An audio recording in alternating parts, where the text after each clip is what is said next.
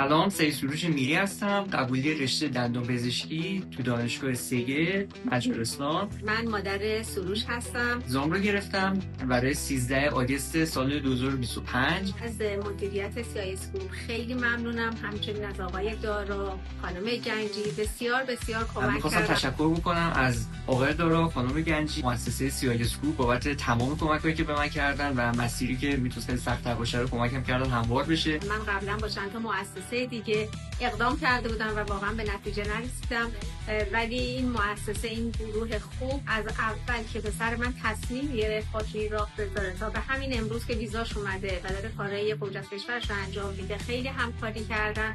از قبل از زمانی که من آزمون رو ثبت نام بکنم، آزمون در واقع ورودی دانشگاه رو، تا الان که من ویزام رو بگیرم و پروازمو بگیرم برم، از اولین مرحله تا آخرین مرحله به شدت کمکم کردن، همیشه پاسخگو بودن و من واقعا ازشون ممنونم. اگر تا الان کانال ما رو سابسکرایب نکردید، همین الان سابسکرایب بکنید و کلید زنگوله رو هم بزنید تا اگر ویدیو جدیدی منتشر کردیم مطلع بشید. اگر از این ویدیو هم خوشتون اومده حتما لایک بکنید و با دوستانتون به اشتراک بذارید.